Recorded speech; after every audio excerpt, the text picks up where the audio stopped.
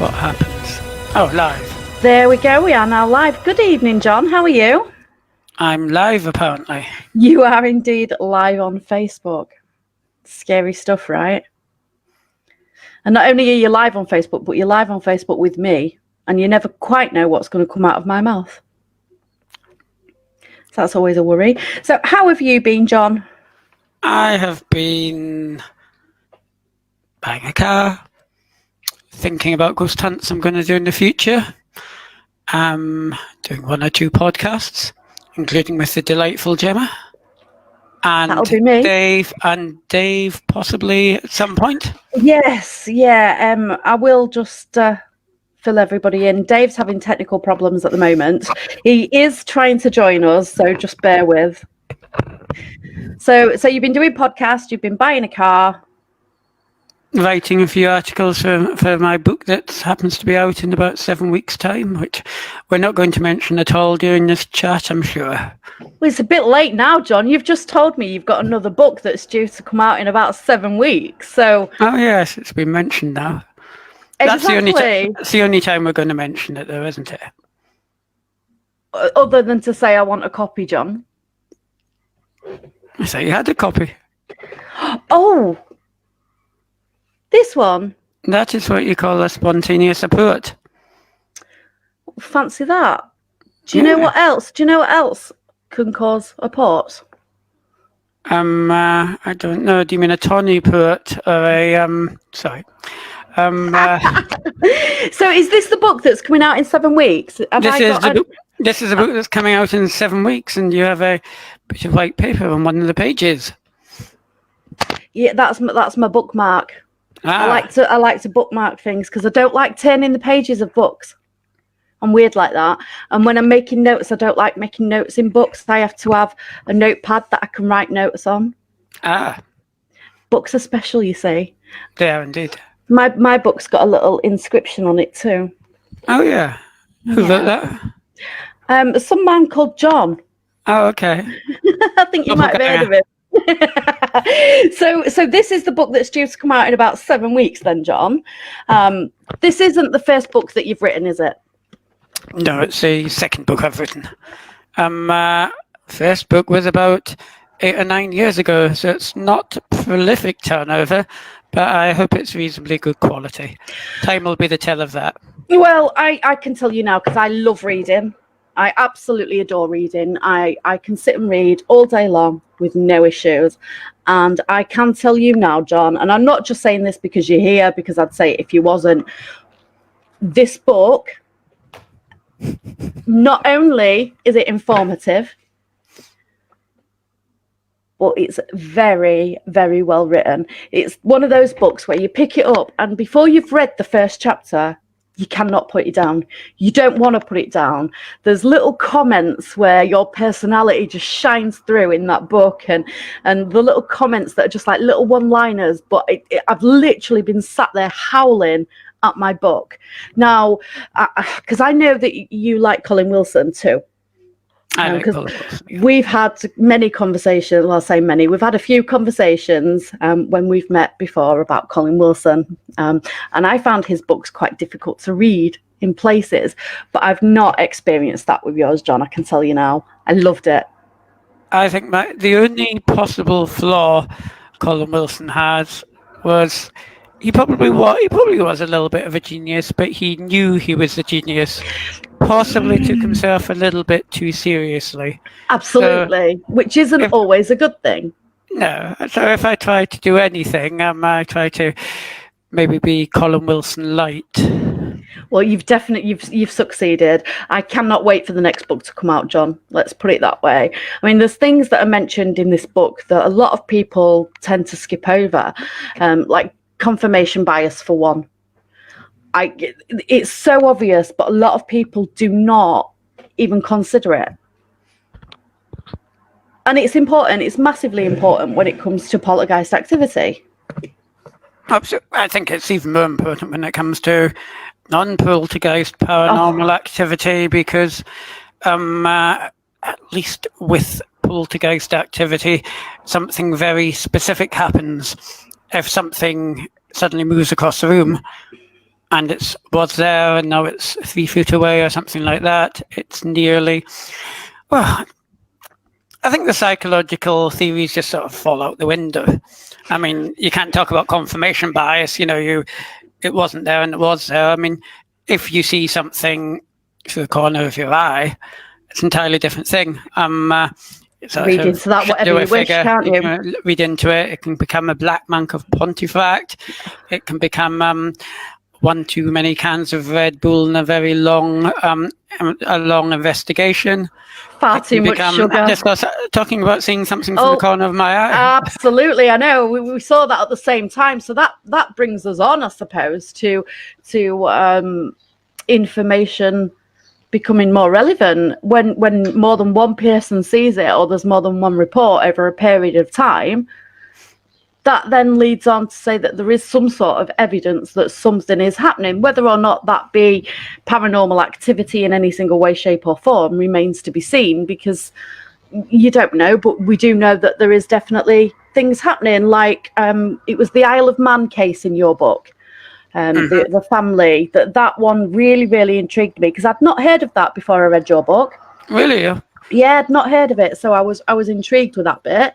So there was bits in there that fascinated me. Dave, hi, welcome. Hi, Dave. Evening, John. Sorry about that. I must have a poltergeist in my laptop. It wouldn't pick my camera up, so sorry about the late entry. Better late than never, Dave. Better late than never. So in case you've not gathered by now, Dave, the conversation is poltergeist. No, it really is. No, I just wind up, Jeff. Yeah, no, cool. So I don't know where I was going now. Dave's interrupted. We were talking about the Isle of Man case. The talking mongoose, which was a very interesting case that Harry Price got ridiculed for investigating, because us serious paranormal researchers do not investigate talking mongoose, do we? Well, you say that, but we do, don't we? Because how do we know if something is actually factual, or if it is a talking mongoose, without investigating it? Exactly. And how does a 13-year-old girl on the Isle of Man, who probably doesn't even know the word poltergeist, describe strange things that are happening around her, especially as they had just actually brought in normal mongoose to a farm nearby. People describe things in all kinds of strange ways. Talking mongoose, black monks of Pontefract in 1950s council houses. Who's to say that just because somebody finds an identity for something strange, it makes it not something sensibly strange, such as a ghost or a poltergeist, because people like giving identities to things. Absolutely. We're all guilty of it in some way, shape or form. Without a doubt, we've all done it. So let's go, before obviously the book's written, how does it start, John? So where do you get your ideas from for your books? So for the Poltergeist book, did you just think of cases that have intrigued you over the years? No, I actually thought of ideas that hadn't been written about, both my ideas and other people's ideas, to be honest, as well, such as maybe Rose Barrington and Barry Colvin and so on. And I actually realised there was a book missing, an invisible book yet to be written. And I also had the slight advantage that at some point about 6 years ago, ASAP were thought they had a book deal in which they were doing a series of books, and I got handed the title Poltergeist, and I thought, sounds interesting. I've already done both, and I actually did a chapter plan. Poltergeist is perfect for you, though, John, because you really are. Poltergeist for you, you just seem to adapt to that so well. I know when I've been at the SPR and you've done your talks at the SPR about poltergeists, you can see that you've got the passion for it. and you need that passion. Without that passion, it's only ever going to be half-hearted, isn't it? So you did your chapter plan. Sorry, I interrupted. And then how did it progress from there? It didn't. Once the ASAP book thing didn't. It didn't for a few years, and then I ran into this very interesting place called the Cage at St Joseph's, and did a lot of research down there. It's for those who don't know the Cage, it's probably more described as the ghost of a witch that may or may not have been imprisoned there. But the more you look at it, the more I think it looks like a good old-fashioned poltergeist case. There's only a few sightings of possible apparitions, but there's a heck of a lot of doors banging and things being thrown around. Yeah, you see, I've never been to the Cage, but I've read a lot. I've done research on the place. And I know people that have been there. There's a lot of people that have been that have said that they have witnessed activity happening within the building. Now, when you do research, you will go to the places, won't you, John? I will go to the places. These days, it's not my primary reason to be. I mean, me and my colleague Rosie spent about half a night at the Cage or something like that, but without too much happening. But no, it was what we actually did is we set up a headquarters half a mile down the road in a caravan site. The reason we did that is because the owner, Vanessa Mitchell, had very kindly given us access to all known witnesses, both her friends and colleagues and some from paranormal groups. So with regards especially to her friends and colleagues, we set up a room in a little caravan half a mile down the road and took detailed interviews from all of them. Now, being set up SPR in Holiday Park might sound a little bit different, but it was a lot better than a hotel room or what have you. You can make somebody a cup of tea and sort of settle them down, turn the tape on, and have a really good interview. So we had people coming and going all weekend. So how did you conduct your interviews? In a light, structured way without leading questions. It wasn't a questionnaire interview. We did have a slight idea of what they might have experienced previously through, obviously, talking to other people, but we just asked them open questions and tried to find out more detail, especially where, when, under what conditions, and who else was in the room. The all-important questions. Yeah, and based on that, we did actually find there was quite a lot of overlapping corroborative evidence from people that wouldn't necessarily have known what the other people had seen, but had seen and felt fairly similar things. Now, you can't put that through a statistical analysis. You can just get a feeling by reading chapter 7 of my book, in which a report is published in full. Yeah, we weren't going to mention that. We're not mentioning the book, are we? This book? No. This book here. We're not mentioning this book. I will actually. Dave, if you just want to chat with John a minute, what I'm going to do is I'm just going to get the link. Is the link up yet, John, for your book? Was I supposed to? And is the one on Amazon for me to pop on? The one on Amazon's best, yeah. I'm going to do that now. Dave, if you just chat, I'm just going to pop this link in. 2 seconds, sorry. So what would you think? What are your thoughts on poltergeists, John? Do you think that a lot of people make them up, or do you think they're real in some cases? I don't think... Well, there is a certain amount of fakery. I don't think it's possible to easily explain all cases by fakery. What I do like about poltergeists is they are either fraud or fact, in the sense that either something paranormal is happening or somebody is making it up. There's no middle ground. So you do actually have a perfectly testable hypothesis. Just get the conditions right, and if it still happens, you're home and dry. Now, I don't think I don't think most things can easily be explained by fakery, simply because there's too many poltergeist cases that have too many with different witnesses, and you'd be talking about a pool of people coming together and about 30, 35 in the case of the cage, and then go for 100 in the case of Enfield, and coming back with one great big story.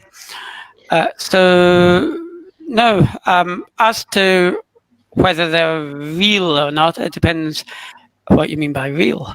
I mean, without being a spoiler, I by the end of my book, and I didn't know at the start of my book actually, but by the end of my book, I was kind of edging towards a power of the inner consciousness sort of theory, based on the fact that poltergeists don't really do very intelligent things at all. They don't communicate much. They pretend to be mongoose. They sometimes even pretend to be vampires. If you go over to Eastern Europe, they see little of anything in their wrapping, and they throw a lot of things around like a 2-year-old spoiled child. Now, if I was dead and wanted to communicate with somebody and didn't have the power of a time machine with a can of beans and a food mixer. Can of beans and a whisk, yeah. I wouldn't. Oh, sorry, I will just point out, I did get it wrong there, though, people. I'm sorry, it's not a can of beans and a whisk. No, can of beans and a whisk. It's a bag of peas, isn't it, John? I just made that up, actually. Go on. So, yeah. But oh yeah. What was I saying? Yeah, I mean. I wouldn't want to behave like a poltergeist. Based on what, do they do anything that makes you think they might be past lives? Other than the fact that past life is a kind of supernatural concept and poltergeist is a kind of supernatural concept, and there's possibly an urge to put them together.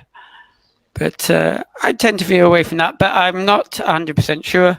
And anyone that says they're 100% sure about anything to do with the paranormal is 100% bonkers. I'm bonkers. No, I'm only joking. There is a pattern, though, isn't there, to poltergeist behaviour? Oh, definitely is, yeah. And the fun thing is that you can actually see that pattern probably across the world and not necessarily reported to each other, because there isn't a worldwide pool of parapsychologists, unfortunately. Yeah, I mean, you've got things. Well, you've got minor tendencies such as things disappearing and reappearing in strange places. What my former colleague Mary Rose Barrington would call jots, just one of those things. You've got obviously object movement, where you actually see the object move. You've got raps and bangs, sometimes with some intelligence, but not in that they do seem to try to communicate, but not necessarily giving any great message. You do sometimes get pools of water forming. Now, that's an unusual one that nobody has quite explained. It's not a regular occurrence, that one, though, is it? It's not as irregular as all that, actually, and I sometimes think it's also might be misreported because people aren't really, somebody sees a pool of water on the floor, they just assume somebody. You just clean it up, surely. Yeah. I would. I'm not going to lie. If I came into my house one day and there was a pool of water on the floor, I would just mop it up. I wouldn't think twice about it, if I'm honest. And best of all, I think, if you start interviewing people that have had some kind of poltergeist activity, you probably about 8 times out of 10 get some kind of trigger that happened. Maybe somebody lost a job. Maybe somebody discovered a form of suicide had happened in their house. Maybe in the case of the Amityville Horror. I'm so sorry, I've got my windows open. It's so warm. I've got my windows open and some That was a motorbikes. I don't growling- know. I'm so sorry. That was a growling noise at the very point I said Amityville Horror. I thought you'd done something, Gem. Never mind. No, I'm so sorry. Amityville really... Horror. No, it didn't happen this time. It's even debatable. Cases like the Amityville Horror are actually were actually just people getting so freaked at being in a house of a mass murderer or a former mass murderer, which is of course fact, that they might have freaked themselves out so much that their energy actually created a few things to happen. I was just going to say, do you believe that people can cause the paranormal activity to happen in the first place? I'm Yes. so sorry. You know, almost like PK. Yes, I mean, I'll give you a really silly example because it is 8:30 and we are all chilled. I think people try to look for too many paranormal boxes, if you like. I mean, you've got PK, you've got poltergeist activity, you've got apparitions, you've got mediums, you've got, if you want to take it further, UFOs, and assuming you don't actually think UFOs are actually aliens or whatever, you've got all this sort of weird phenomena. And when you actually look at them quite closely, there's a lot of similarities between them. I mean, a bit like certainly between PK and poltergeist activity, which is one of which is spontaneous, appears to possibly be spontaneous PK, and the other is consciously driven. I mean, Matthew Manning, famous psychic, started off as a boy with lots of poltergeist activity and then became somebody who could apparently control it. And I think it's a bit like this mug. Now, this is a mug with lots of different penguins on it. It's my penguins mug. Now, you'd kind of think to yourself, what have penguins and poltergeists got in common? Now, there's lots of different penguins here. There's a king penguin, emperor penguin, etc., etc., etc. At the end of the day, they're all just penguins. And we have to ask ourselves, putting down the mug, now with paranormal phenomena, is it just lots of categories of the same sort of unexplained thing? Example, Rendlesham, that's a UFO thing. Mm-hmm. Yeah, there's also been cases of sort of randomly flying stones there, I believe. I was just going to say that if you look back over reported UFO sightings, somewhere very close to that UFO sighting will be some form of a poltergeist activity happening in or around the area. It all does seem to be related. Now, a while ago, I was working with a few people and we did go over this theory and we wanted to start to put together a case study, but it never actually happened because we was going to try and case study the whole thing, so the UFO sightings compared to poltergeist activity. But it does all seem to be related. It is like there is some form of a pattern. I've just not yet found how it joins up. Neither have I. Do you think we ever will? Do you think we ever will, John? I don't think we've explored it a lot, actually. It was interesting to know that you have, because when I was starting to think about, well, certainly poltergeist and apparitions, there's a heck of a crossover. I think at least 30 to 40% of poltergeist cases also have apparitions chucked in, mm-hmm. and that's going beyond coincidence. So if poltergeist and apparitions have an overlap, poltergeist and PK have an overlap, it's kind of obvious there should be a lot more research into what this overlap is, but there's very few books or anything on it. No. So I mean, it could be. Even, I mean, I'm not a writer anyway, to be honest, John. That's not something that I do as a role. I'm more of a doer than a writer, and I'm definitely more of a reader. But there is something that links them all, and the timelines are all there, and it's especially because most of it is all recorded and it's all reported. As long as you're willing to do the legwork, you can trace it back. You're not always going to get accurate accounts because, let's face it, it's the old "I caught a fish." You catch it one day and it's that big, the next day it's that big, and then it just grows and grows and grows. So, stories do change over the times. But the more people that you have recounting stories, especially when you know that they've not met, they've not been in contact, then it does sort of give some form of credibility to the accounts that are being told to you. Absolutely. I mean, it's quite funny. You're talking about stories expanding. That wonderful talking mongoose, Geff, actually started off as a talking weasel, but suddenly they decided the young lady who was experiencing it decided a weasel was somewhat mundane, and it became a mongoose. Just not enough, is it? A weasel? Who wants a weasel when you could have a mongoose? Absolutely. So yes, stories do tend to get expanded, but yeah, of course they do. Of course they do. The important thing is to get back to first witness sources if you can. Which isn't always going to be possible. People do pass away. Accounts aren't always written and accurate. Colin Wilson had that. I'm so sorry. I've got notifications coming through now. Colin Wilson, he struggled in one of his books for getting accounts from people.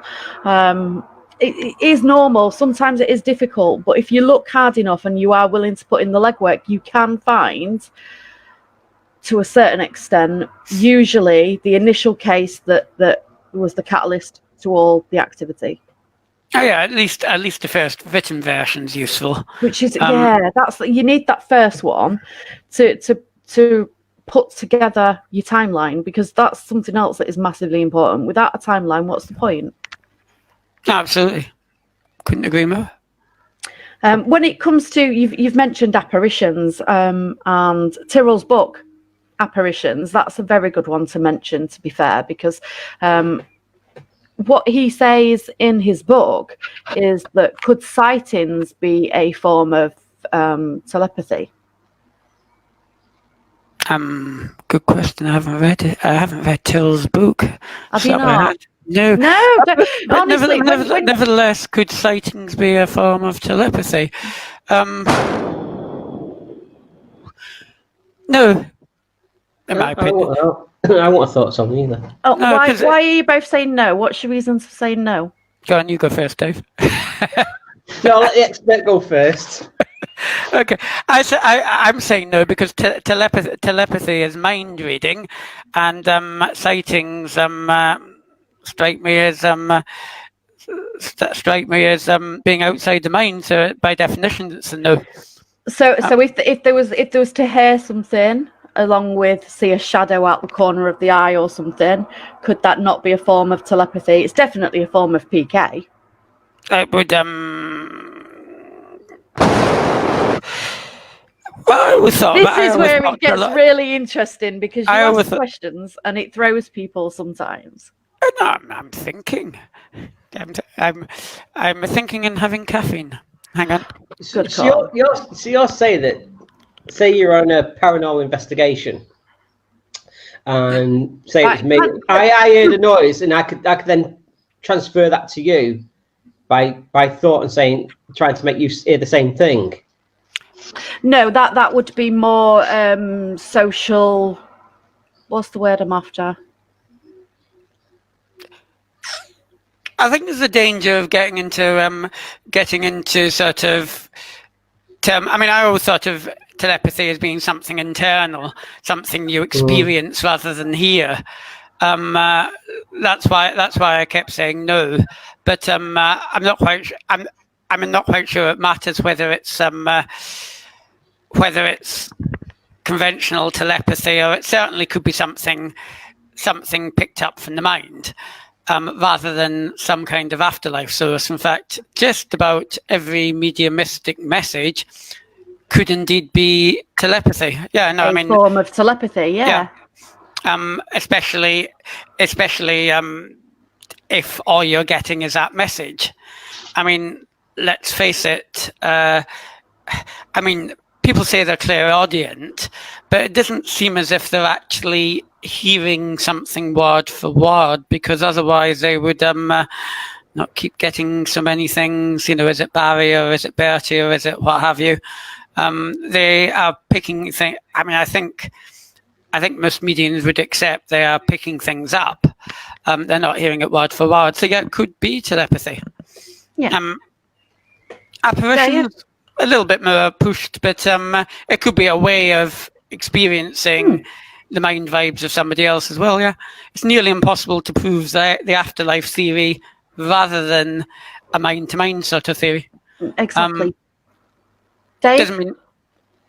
Yeah, I quite agree. I mean, like you say, telepathy is like if you communicate, like you say, a medium is communicating with spirit. A lot of people say that spirits haven't got a voice box, so they've got to. Just going to throw this question out there, though, Dave. So people are saying that spirits don't have a voice box. Yeah. How do they know? Have they had one in for an autopsy? You see, I know that this.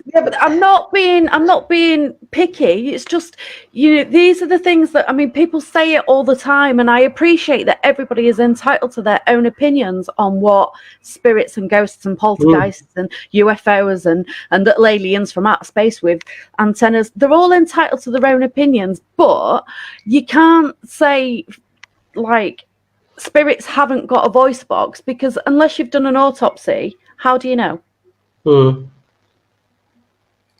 it's I think it's down to everyone's opinion at the end of the day.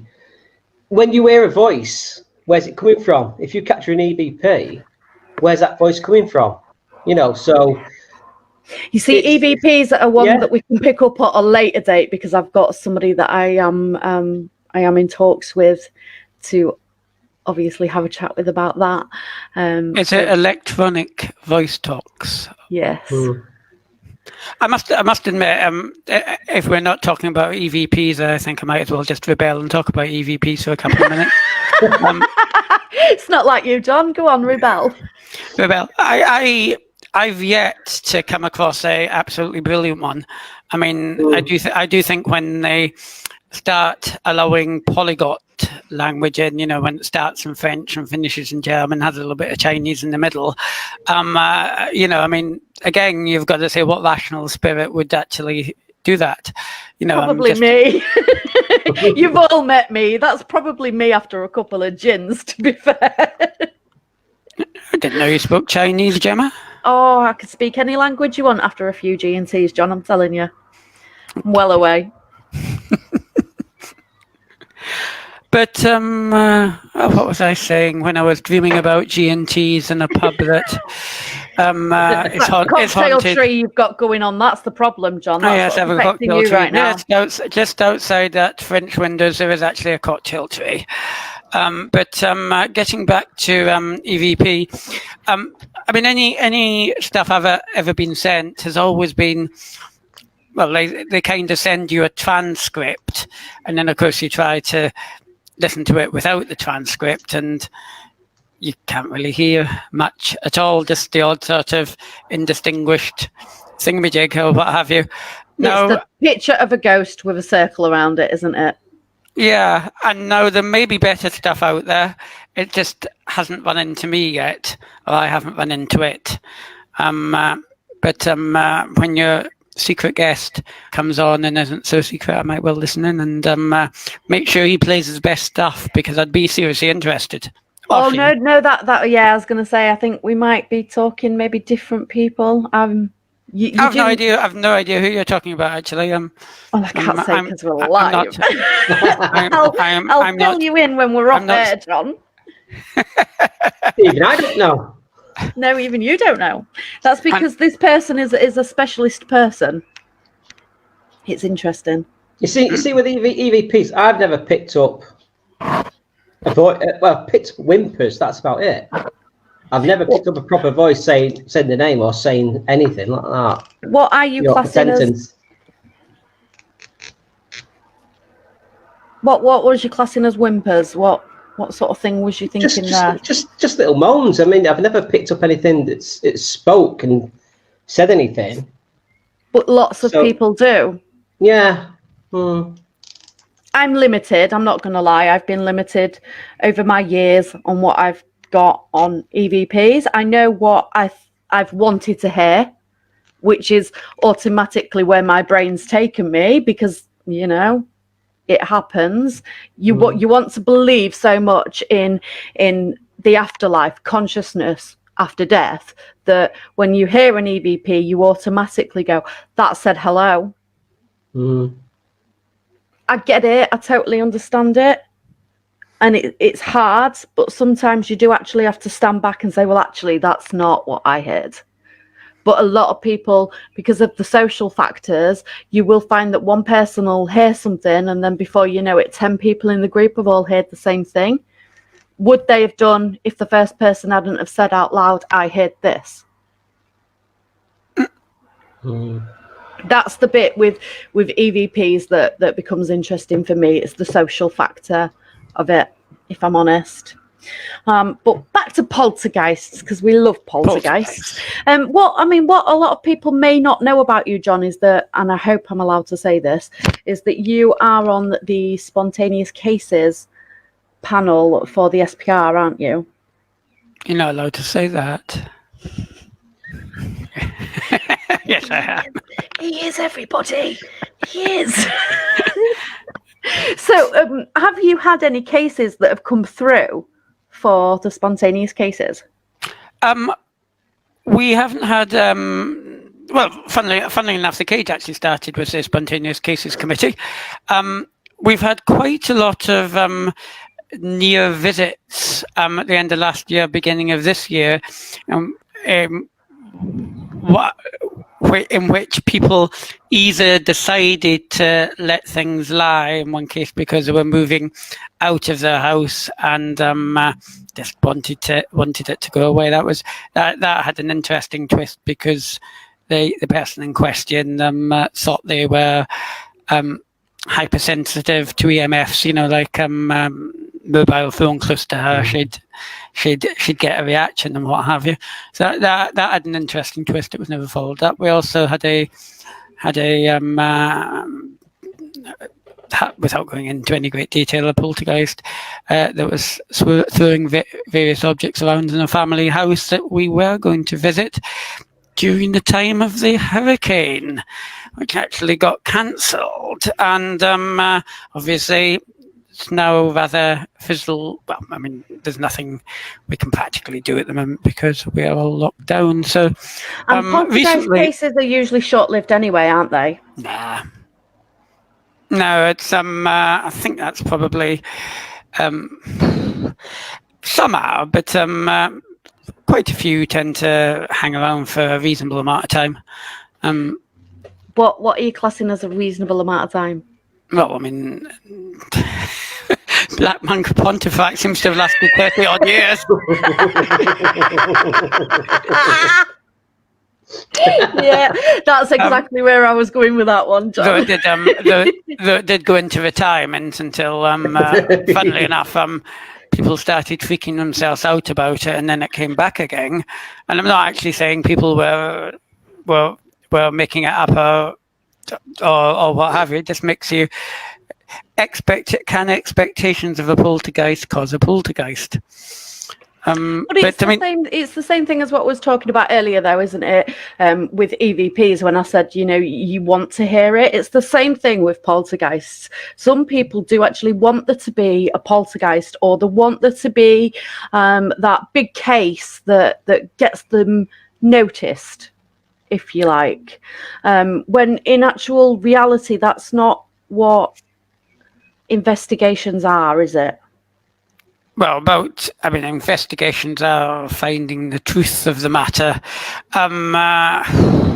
It's a tricky one, no? I mean, do you guys quite like Harry Price? I love Harry Price. Yeah, I love Harry Price. What was Harry Price's biggest personality trait? To get himself noticed. It seems to run. It's Talking Mongoose case all over again, isn't it? Yeah, but even that one got himself a bit. And then he tried to summon up the godchild in the top of a Bavarian mountain or something, which didn't do it, but that was just a bit of fun. But But you see, this is it, and I think Harry did do that. I think he did put himself out there, knowing that A, it would cause a bit of a stare, and B, it would be hilarious. Yeah, I mean, I don't know if somebody writes a book, are they trying to get themselves noticed? Who can tell? But yes, I think there's a massive difference there, though, because this is fact. Where's my apart from chapter 9? Yeah, but the majority of this book is fact. Chapter 9 is about fake. But yes, but even that is still fact. It is. So although the word fake is in there, this book is fact. Whereas the entertainment programs are exactly that. It's entertainment. Although the people may truly believe that what they're seeing and what they're hearing is spiritual activity, the way it's filmed, the way it's put together, the way it's edited, that is entertainment. Yeah, it's I mean, there's very little fact. There's very little fact there, and there are some programs that might have started off the first 3 series as trying to play it straight, gradually got more and more eccentric. I mean, no, there is. I mean, I think the point I was making is you're permitted in any profession, be it scientist, what have you, or part-time profession, to publicize what you do, and you're even permitted to enjoy it a little bit. But no, there is a line between presenting facts in an entertaining way and misrepresenting facts. It's difficult. It's very tricky to know about Price, whether he went over it or not. But I mean, look at the number of out-and-out skeptics that are total showmen, and they never get any flack. Look at Randy. I mean, he loves an audience. Look at Dawkins. I mean, he loves adoration. So I wouldn't knock anyone in the paranormal just because they enjoyed a little bit of publicity. I mean, we all enjoy what we're doing. We wouldn't be doing it if we didn't enjoy it. And it's nice to see so much passion. But from my point of view, it would be nice to see more fact as well. Absolutely. And I know that's difficult because it's not easy, because you do have to put in the legwork, John. As you know, you've written your book. You know how many hours you have to spend researching the location, the timeline, the land, everything from beginning to end, and it is tiring, but it's fulfilling, isn't it? Oh yeah, no, and I actually enjoyed writing the second book a lot more than the first. It was more of a narrative. The first one was quite good. It's quite good actually. It's quite nice description of how to ghost hunt with a few hopefully nice little bits chucked in. But I kind of felt I was in a little bit of a journey with this one. So hopefully. Do you think that's because of you do have a massive passion? Well, I think you've got a massive passion for poltergeists. I kind of, more chapters I wrote, the more I kind of went, I never thought of that. I mean, chapter 10 is 10 chapters. Chapter 10 is obviously tries to tie it all up, and I hadn't got a clue what I was going to write when I wrote chapter 1. It was actually, so you are actually hopefully watching somebody learn as they go along. But you can see that as well, and I find that refreshing, because nobody knows everything when it comes to the paranormal. It's an umbrella term for that reason, because we don't know everything. I mean, you are really fortunate being in the position that you're in, John, because you are surrounded by members of the SPR and the Ghost Club. You are still a member of the Ghost Club, aren't you? I am still a member of the Ghost Club. I thought you were. I just said it and then thought, you are, aren't you? No, I am. I for my sins, I believe I've been told once or twice that I'm the last member of the Ghost Club who had to join by invitation only. By invitation, yeah. Yeah, But you see, I thought that about the SPR as well. When I first joined the SPR, I that was like however long ago that was now. I thought you had to be invited. It was the same with the Ghost Club. I didn't realise that it is open for people to just join these days. But you are surrounded by those people. So you've said about Mary Rose Barrington earlier. She was an absolute legend in the ghost hunting, ghost investigation, paranormal community, and you're surrounded. Absolutely. Alan Murdy, he's mentioned in your book, the book that we've not been mentioning all night long. He's mentioned in there. He is again this book that just keeps magically appearing in front of the screen. Again, absolute legends and fascinating people.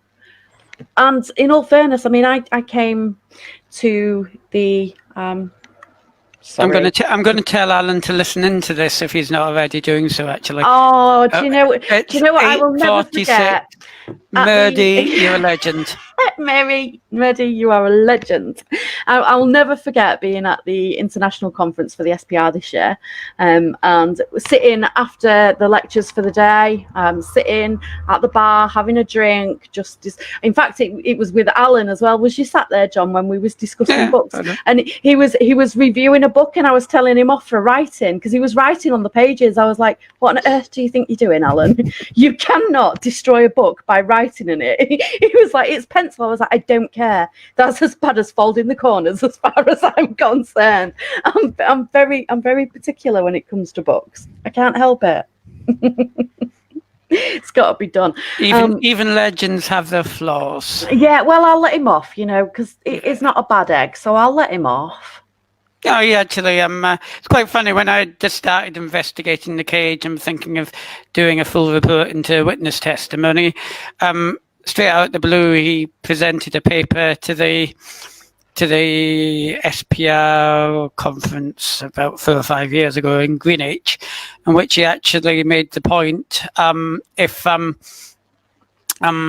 similar fact, Alan's a barrister in the spare time, or is an investigator in the spare time. I'm not quite. We're not quite sure which way round.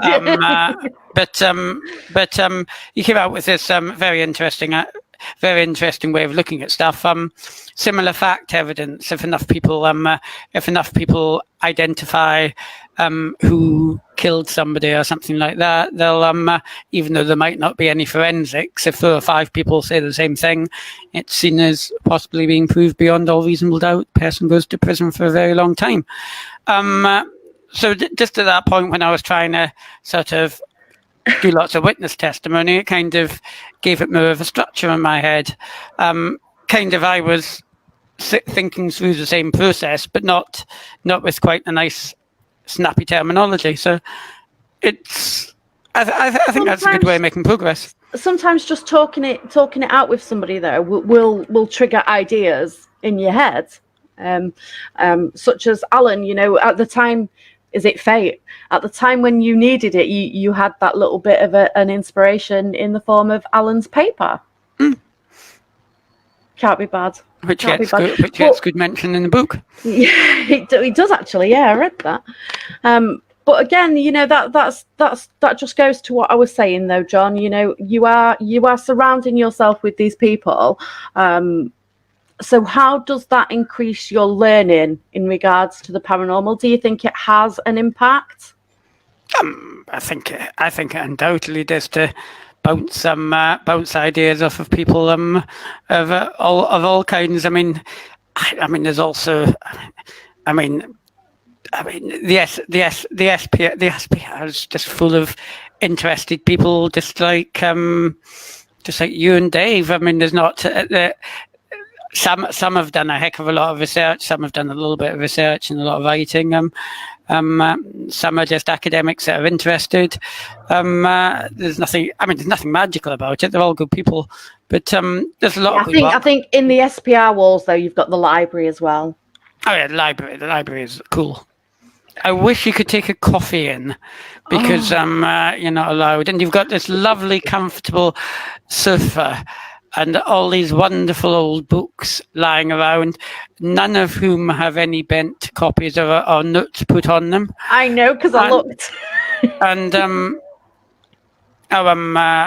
trust me, our librarian would have something to say about that.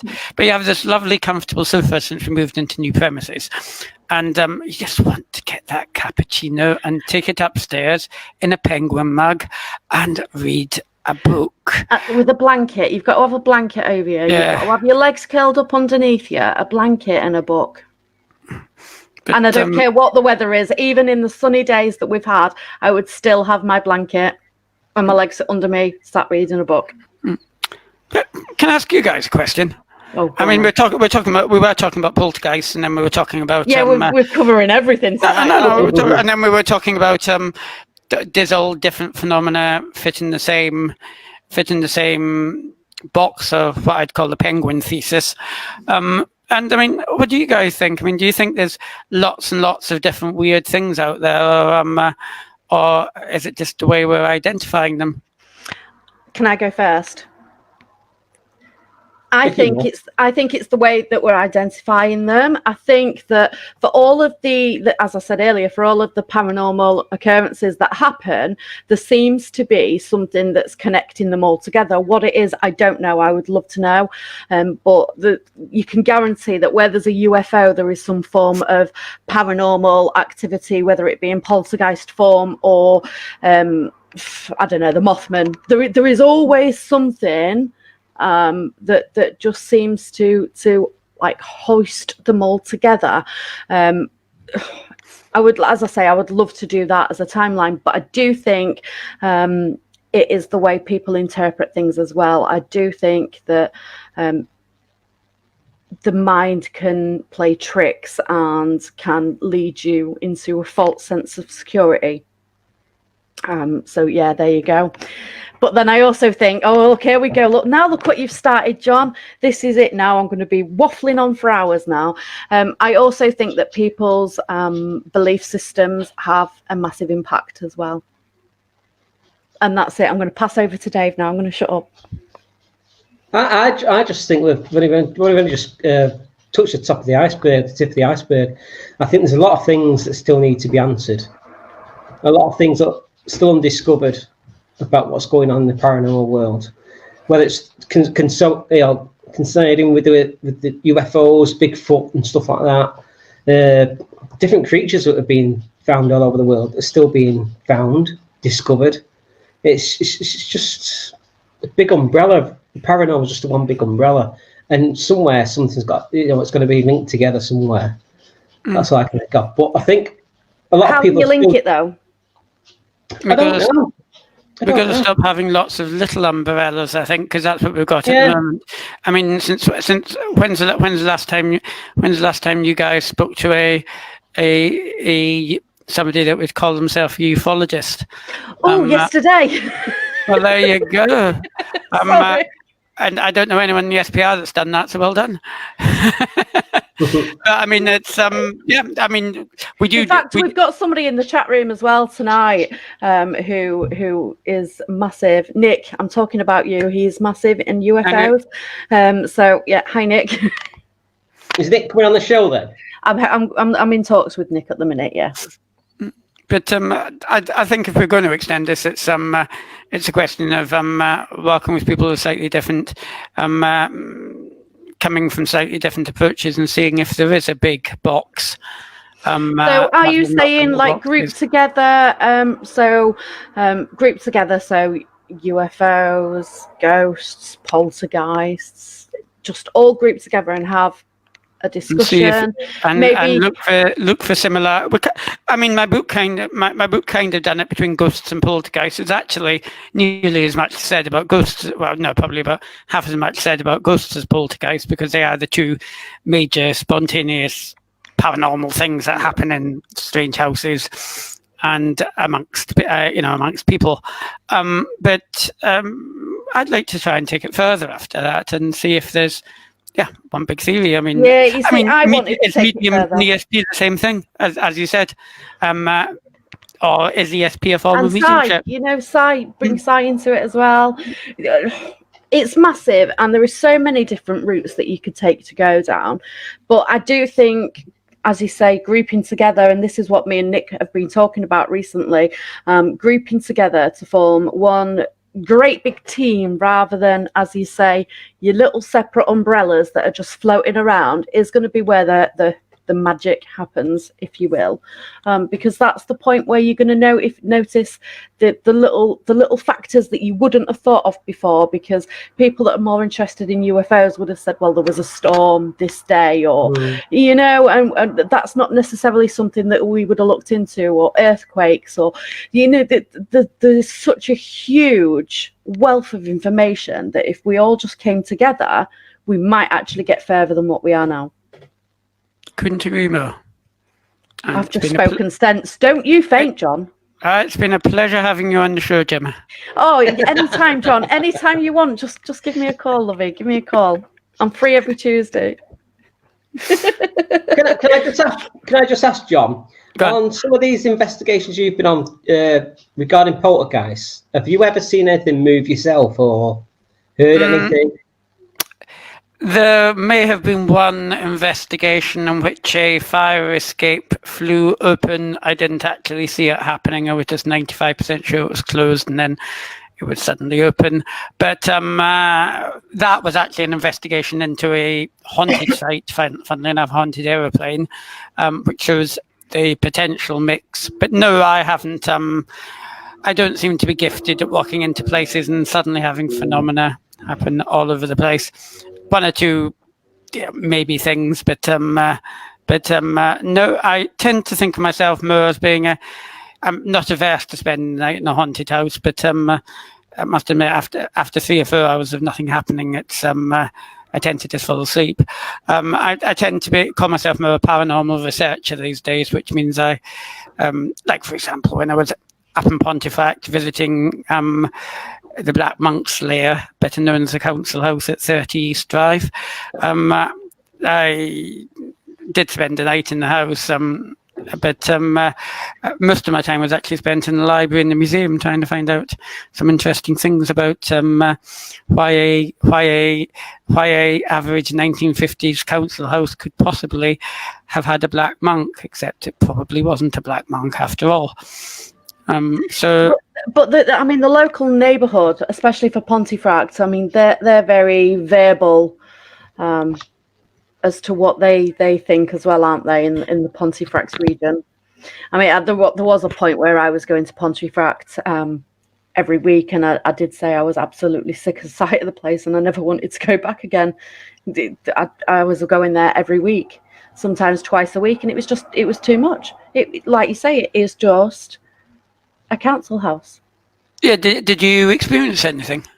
The door did open once, which I'm not going to lie was freaky.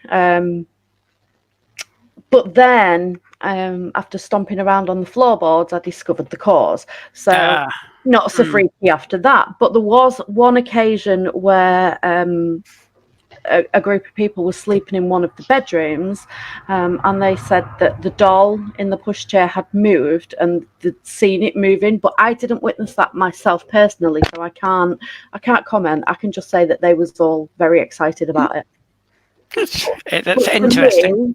For me, Pontefract was it was a chore.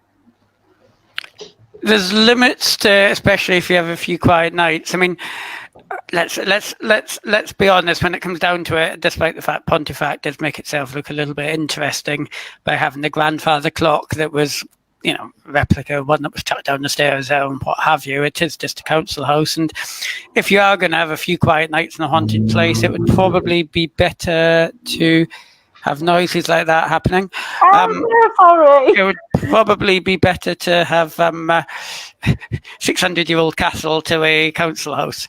But nevertheless, that shouldn't stop us. But you see, I mean, Enfield, classic example. That was just a bog standard house, but the actual facts to come out of that are astonishing.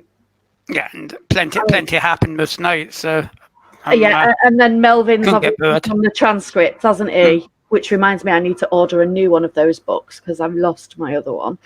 So I need to order a new one. But you haven't, Gemma. It's just a jot. You'll find it on top of the wardrobe at some point. No, I know exactly where it is, and it's not my house. So I do need to get okay. So I do need to get another one because the transcripts. I mean, I've got the book. I've got Guy's book on Enfield. Is this house on? This house is on. Yeah. So I've got the book, and the book is massively interesting. But a lot of the transcripts are missing from the book, aren't they? That Melvin's obviously transcripted for. And there isn't an index either to kind of try and cross-reference anything. No, which makes it difficult. No, it's I mean, it's written it's written to be read from cover to cover and enjoyed, but it's I mean, Melvin's book's a good addition to give a bit of context and reference. And yeah, I think going alongside that book, perfect. What more could you ask for? But that was a very well-known poltergeist case that was in a bog standard house. Oh yes, I mean it can happen. I just mean if you don't get anything happening, yes, it can get a bit of a drag. Did you ever? What we found when we went up to Pontefract is just about every time we said, oh, we're kind of investigating or what have you, like we ended up in, I think it was Pontefract Labour Club, because I believe the original tenants of the house used to frequent it. We were trying to find people like 70 or 80 just to see how seriously the place was the story was taken, and we couldn't find anyone that of an age that remembered. But we kind of walked in and, oh my God, we've got a poltergeist. And there was another pub we ran into that had a poltergeist, and we're kind of thinking that, well, I mean, if anything does trigger these things off, possibly Pontefract has a few of the magic ingredients. Possibly. I mean, that's not the story that I heard. I mean, I've got friends that grew up with the Pritchard children. So I've heard different stories, it's safe to say. Ooh. Okay. Interesting, right? 5 minutes after the show, that'll keep the audience really intrigued. Yeah, you see, I know people that grew up with the Pritchard children, so I mean, I've always found, and I don't care. I just say things as they are. People obviously don't like me for it, but that's a bit unfortunate. I've always found with Pontefract that a lot of the activity seems to happen up until the point where the neighbours go to bed. Okay. And was that one of the Pritchard children's possible theories? I.e. that... No. From just a brief overview, from the stories that I've personally been told is that there was things happening within the house, but not to the extent that the stories are now at. Would that include somebody being pulled up the stairs by their hair or not? Absolutely not. Okay, interesting. Absolutely not. But then, can paranormal activity happen anywhere? Do people cause paranormal activity? It's not for us to say, is it? No, but I love witness testimony. I must admit, I'd totally forgotten that there's lots of the younger original witnesses who are still very much around. I mean, I know that you can't stress enough how important it is to go back to the Alpha case.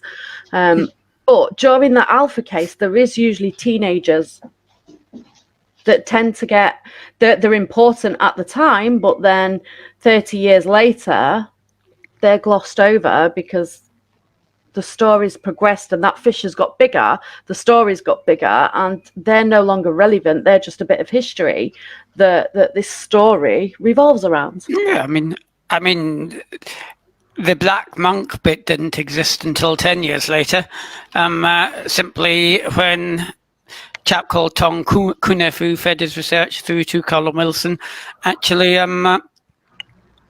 decided it was a black monk, simply on a bit of hearsay evidence from a friend of Mrs. Pritchard who thought they'd read a book saying that a black monk raped a child in the vicinity. And even if that had happened and nobody can find the book up to date, it wouldn't have meant that this particular house had been frequented by somebody who had been hung 500 years ago. And it's the same with the well under 30 East Drive. If there was a well under 30 East Drive, they wouldn't be able to build on it. Well, yeah, I got told that story probably from the same source as you while I was up at East Drive, and that source did seem to say they had dug it up at one point, but as to whether that source was true or not, I mean, they can't evidence it in any single way, shape, or form. If there was a well there, it would be somewhere on the planning. The planning for the building, it would have been identified on that, because surely it would be a risk factor for subsidence, or if there was an earthquake, it would put the foundations of the house at risk, surely. Surely, except one small point that's worth bearing in mind is Chequerfield and East Drive is one big subsidence problem anyway, yeah, because it's is it mines? I'm trying to remember. Mines.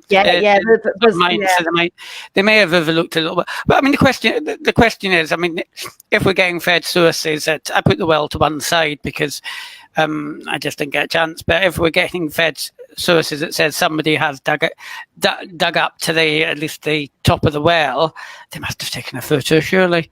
So if you're out there and did that, especially in this day and age, with the phone technology that we have, because on your well, have you come up to this century yet, John, with your mobile phone? You've changed your phone recently, haven't you?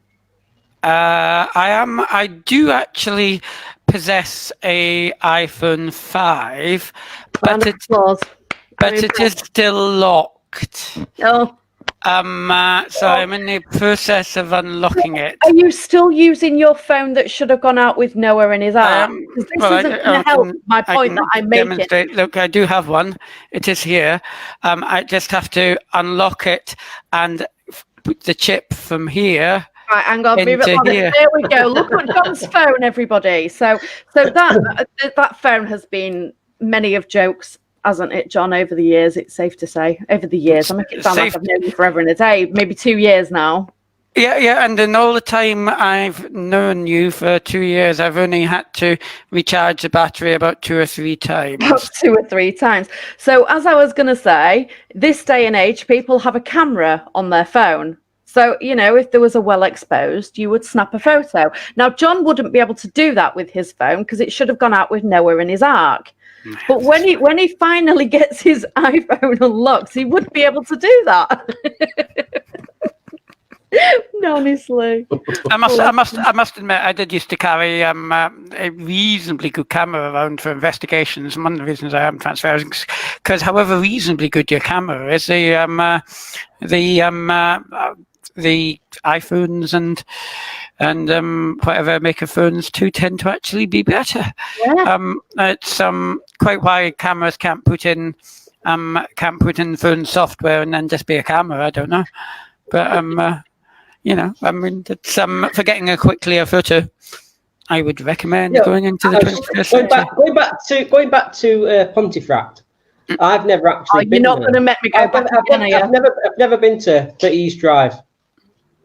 Never. Okay. It's worth doing once.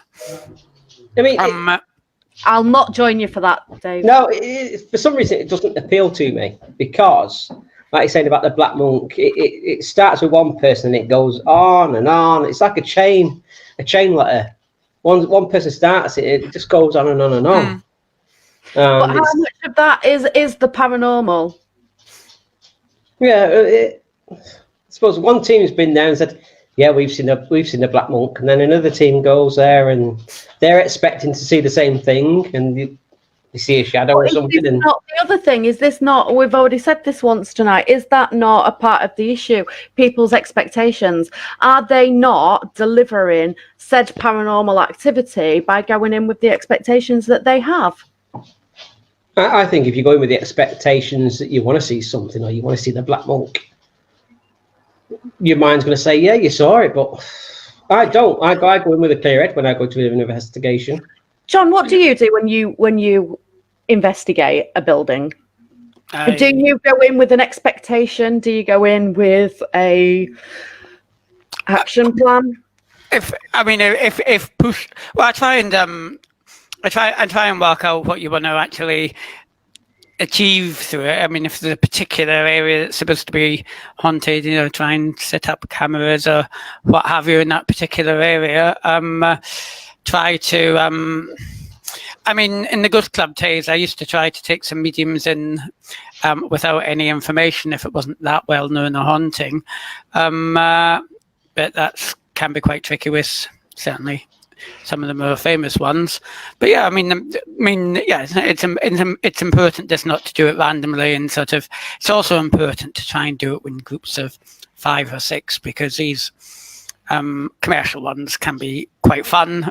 But I mean, there is no way you can keep track of 20 people and know where they are and what they were doing, and so on and so on. So I mean, their experiences, they are what they are.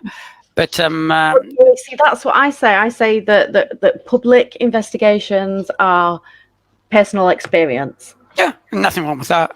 But then when you go on an investigation, like when you do team events, that's when you put all your focus in. But what interests me is that every single one of us paranormal investigators will come at it from a different angle. So, like, you two have just said how you plan, if you will, your night.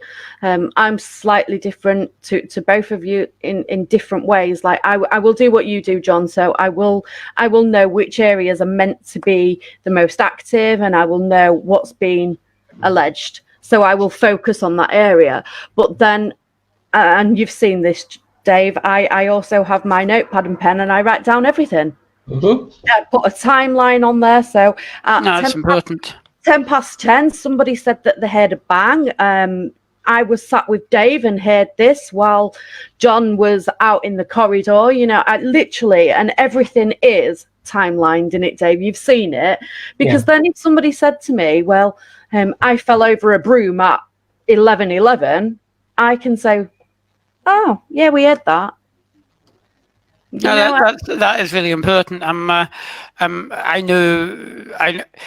Usually when I'm on investigations, I know 1 or 2 people that do that actually far better than I do, but somebody has to do it in an investigation, absolutely. Yeah, definitely. I mean, people don't do reports anymore on investigations, which is a shame, because I used to love reading people's reports on events.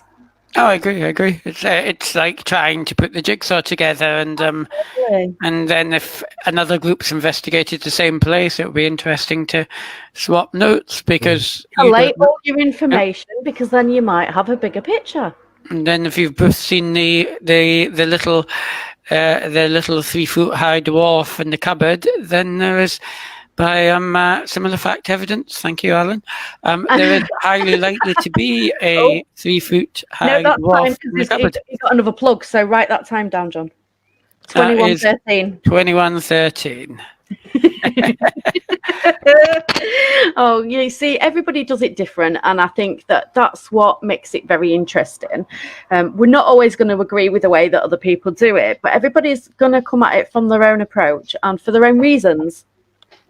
Not everybody wants to prove that there is consciousness, because this is where people get confused. Is it life after death, or is it consciousness? Is it somebody's conscious that lives on, or is it an actual person in spirit form? You can't have one without the other, in my opinion. You can't have a spirit without a consciousness. No, I think if you've got a conscious, you've got a spirit. A conscious. It's just different ways of saying the same thing. Yeah, exactly. But everybody does come at it differently, and it makes it interesting. But I think going forward, I would like to see more people working together. What would you like to see, John, from the future? What are your hopes? My hopes. And you can't say win the lottery. Well, that would actually be useful because obviously, I mean, the SPR has a certain level of funding, but I mean, overall, the whole thing is something that the whole community, for want of a better expression, is something that relies on volunteers and goes in fits and starts when somebody is A, enthusiastic enough, and B, has a blooming time. So a way of getting better funding, either through persuading university departments to look more into spontaneous cases, because there are a number of parapsychology departments, sometimes by different names. Cal Cooper, for one, he's another one. I mean, he's a legend too. Yeah, I mean, the University of Northampton's got a very good department. They don't. Cal's probably an exception. No, actually, the University of Northampton are starting to get out of the University of Northampton and do other things. It's just the other 7 or 8 need a little nudge. I'm with Derby University, and because I study psychology, so on their psychology, they this year or last year, sorry, just introduced parapsychology section into it. So did they call it parapsychology, or did they call it? No. Did they call it anomalistic? Anomalistic, yes, exactly. That has a presumption that you're explaining these weird things in terms already accepted by science. Absolutely, yes. Even though it's probably you probably get the same sort of walk as Northampton, but it is.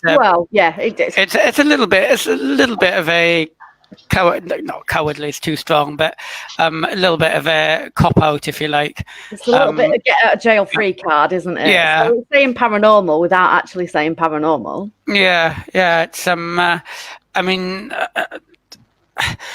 sometimes think I was having a discussion with a very well known parapsychology unit in the UK. It doesn't matter which one, but and they were actually, I was kind of saying, you've been investigating these people at for ESP or what have you, and you've just been investigating random people. Why don't you investigate somebody who claims to either be a medium or to have? Absolutely. And I think the answer was that it would somehow seem to be too shaman-like and not academic. Not necessarily. No, I think the answer it was a guarded answer, but I think the answer I was given was that. What would you, if you had the option to study that? I mean, I personally would want a selection of both people with ESP capabilities, so your mediums, and then I would just want people that don't have ESP. I mean, that would be an interesting backup. I would like a mixture, yeah. But I think the easiest way to find out if there is any ESP correlation is to get somebody like Stella Cranshaw, the Schneider brothers, or some. Okay, if they claim along the way it's a spirit guide, I mean, they might be right, and they might be wrong, but certainly, I mean, I'll accept one or the other at this stage. If you can get some meaningful results under test circumstances, and that's going back to our old friend Harry Price. That's one thing you wouldn't be afraid to do, rather than just do random samples in general population, and then getting 51.7% over 10,000 cases, which is apparently statistically significant, but doesn't really feel so, if you know what I mean. Yeah. But they're getting there. But I mean, there does need to be more funding if we're going to go forwards. Definitely. Needs to be more following up on specific theories. I mean, there's a lot of stuff about EMF floating around, but very few people actually try to look at it or prove it or disprove it in any specific experiments. I think Kieran O'Keefe and Steve Parsons tried one at Mary King's Close with some interesting results, but that based on the infrasound, I can't remember now, but based on the assumption that these things might cause a paranormal type experience. Yeah. But see, infrasound's massive for that anyway. Yeah. I'm trying to remember if it was infrasound or EMF. I think it was infrasound, actually. I think it was, yeah. But Mr. O'Keefe, I believe, is on in a few weeks, so ask him about that, 'cause it's a very interesting experiment. And I mean... And Steve, I'm hoping to get Steve on at some point in the near future. Oh, he is, Mr. Infrasound. Mr. Parsons. Yeah, but I mean, these experiments are few and far between. I mean, they are.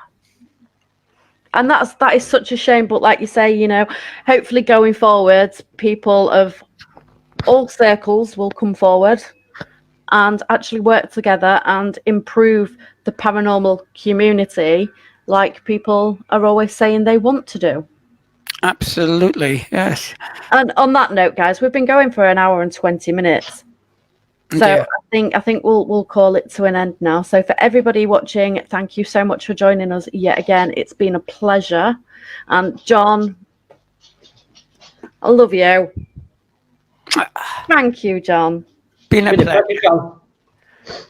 And I love both of you. Don't go anywhere, John, because we're chatting off air. So thank you, everybody, for watching, and we'll see you next week. Have a great week. Take care. Cheers, guys.